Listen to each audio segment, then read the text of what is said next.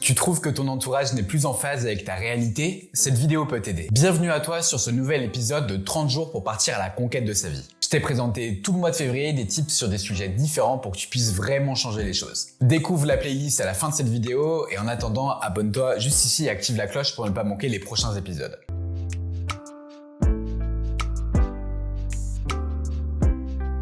Avant de commencer, je me présente à toi rapidement. Je m'appelle Pierre, j'ai 28 ans et je travaille personnellement depuis plusieurs années sur toutes les thématiques autour de l'amélioration de sa vie. C'est pour cette raison que j'ai décidé d'en faire aujourd'hui une grande partie de mon activité professionnelle et aussi de créer cette chaîne YouTube. Pour aborder directement le sujet du jour, on va parler de l'entourage. Choisir son entourage n'est pas forcément simple. Finalement, enfant, nous subissons la situation d'être à un endroit précis avec des personnes définies. Évidemment, tout ça, on ne le choisit pas. Et je dis pas que c'est une mauvaise chose, mais c'est juste factuel. En avançant dans la vie, tout le monde évolue avec ses valeurs, en prenant pas forcément les mêmes directions. Au point que certains amis d'enfance ne le sont plus à l'âge adulte à cause de ces différents chemins pris. Factuellement, on ressemble à un entourage avec lequel on passe beaucoup de temps. Celui-ci a une influence énorme sur nous, d'où l'importance de bien le choisir. La vidéo va se dérouler en 3 étapes. La première va être axée sur l'analyse de ton entourage actuel. Ensuite, je vais t'expliquer pourquoi tu dois choisir un entourage basé sur tes valeurs. Enfin, on réfléchira sur le fait de s'appuyer et d'être un appui pour les gens de cet entourage. N'hésite pas à faire pause pour prendre des notes, à revenir en arrière pour écouter des notions importantes et surtout,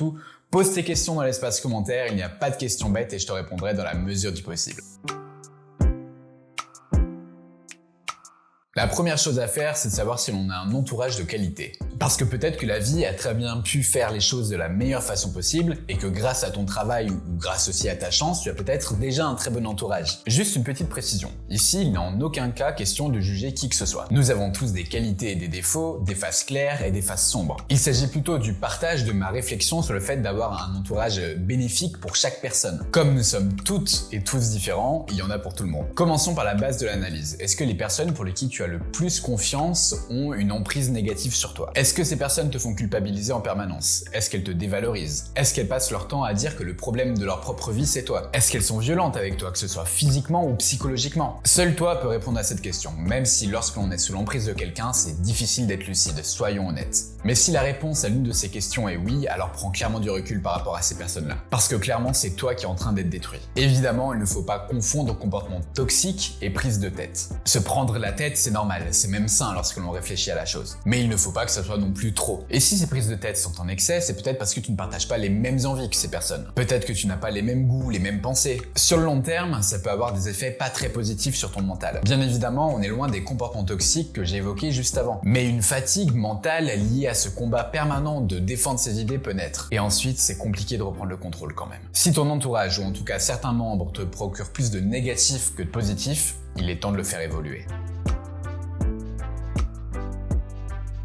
Choisir un entourage de qualité, c'est choisir des personnes en qui on a confiance, en qui on croit. Ce sont des personnes que l'on respecte, qui nous stimulent, qui nous apportent un vrai plus. Je l'ai évoqué au début de cette vidéo, mais enfant, nous avons plutôt un entourage subi. C'est en avançant dans l'adolescence que l'on commence à choisir des personnes qui nous ressemblent. Et puis, il y a une dernière évolution, enfin une autre en tout cas, celle de l'âge adulte. Tu vois, la majorité des personnes que j'ai aujourd'hui dans ma vie, en dehors de ma famille bien sûr, ce sont des personnes que j'ai rencontrées en tant qu'adulte. Je n'ai plus aucun ami d'enfance parce que nous avons tous évolué dans des directions différentes à un moment donné. D'ailleurs, peut-être qu'on se recroisera un jour en tant qu'adulte en remarquant que nos directions n'étaient pas si éloignées. J'en sais rien, seule la vie le sait finalement. Mais dans cette vidéo, je vais te prendre pour illustrer ma pensée 2 exemples de ma propre vie. Je vais te parler de 2 de mes amis, qui ne sont évidemment pas les seuls, Damien et Caroline. Damien est mon ami depuis 2015, Caroline depuis 2017. Là, ce sont des histoires qui commencent à avoir quand même quelques années. Quand je les ai rencontrés, j'avais respectivement 20 ans et 22 ans. Dieu sait que j'ai évolué depuis, mais je vais t'expliquer la suite. Au départ, comme plein de monde que j'ai pu rencontrer à ce moment-là, ce sont des compagnons de soirée, des compagnons de sortie.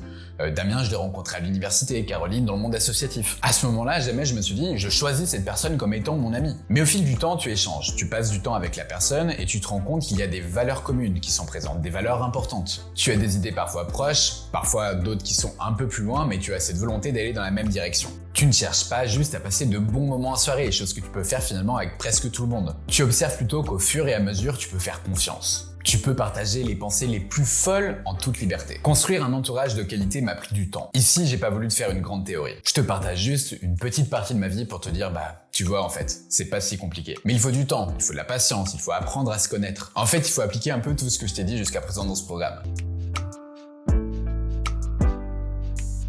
Avant de continuer ce visionnage, je t'invite vraiment à liker cette vidéo. Si tu es arrivé jusque là, c'est que tu trouves mon discours pertinent et ce petit like va m'être d'une aide absolument énorme. Un grand merci pour cette récompense que tu donnes à mon travail. Je reviens sur le sujet. Il faut se sentir prêt à être un appui pour cet entourage. Et ça, c'est la partie pas simple. Pourquoi je te dis ça? Parce que nous avons tous nos vies, nos difficultés, nos fatigues. Nous avons nos charges. Notre quotidien peut parfois être un peu compliqué. Tu arrives chez toi le soir, ton boss t'a cassé les pieds toute la journée, en plus ton mec te saoule. Bref, tu as besoin de te ressourcer. Mais pourtant, tu ne peux pas le faire.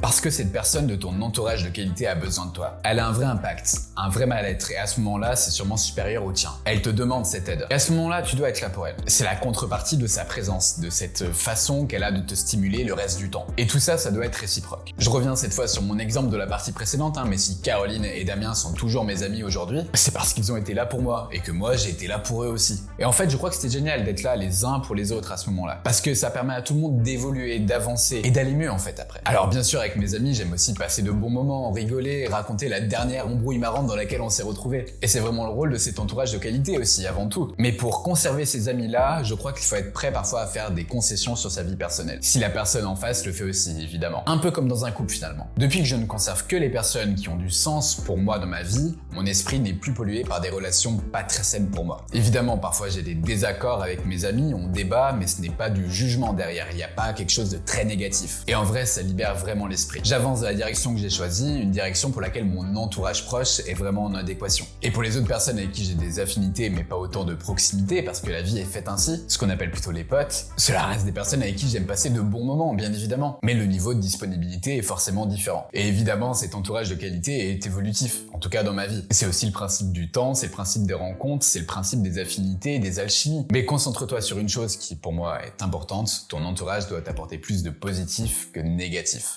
Et toi également, tu dois leur apporter plus de positif que de négatif. C'est réciproque. Voici pour moi les 3 choses à faire pour avoir un entourage de qualité. Analyse ton entourage actuel, choisis des personnes en accord avec tes valeurs, appuie-toi et sois un appui pour cet entourage. L'idée de cette vidéo, ce n'est pas encore une fois de hiérarchiser les êtres humains. Nous avons toutes et tous des choses à apporter à des personnes différentes. Mais toi, entoure-toi de personnes qui te ressemblent, en qui tu peux avoir confiance. Tu économiseras ainsi de l'énergie, tu évolueras dans un milieu qui sera plus sain pour toi et tu pourras vivre tes pensées et tes envies sans te demander si ça pourra plaire à telle ou telle autre personne. Pour moi, c'est une clé et c'est une grosse baisse de charge mentale. Choisir un entourage de qualité m'a permis de découvrir une certaine sérénité dans ce domaine et c'est très appréciable. Bref, tu feras ici un 23e pas dans la conquête de ta vie. Avoir un entourage de qualité va te permettre d'avoir aussi beaucoup de soutien dans tes projets. Mais ces projets vont avoir comme nécessité que tu sois motivé. Une motivation que j'ai mis au second plan dans ce programme jusqu'à présent. Mais elle a pour moi du sens et je t'en parle dans la vidéo de demain. Merci à toi d'avoir regardé ce 23e épisode. Partage-le à toutes les personnes qui ont un entourage avec lesquelles elles ne sont pas à l'aise. Ainsi, ça m'aidera à développer ma chaîne et puis ça aidera cette personne et ça, c'est cool. Profite de ta vie grâce à ton entourage génial. C'était Pierre de la chaîne En Forme. À demain.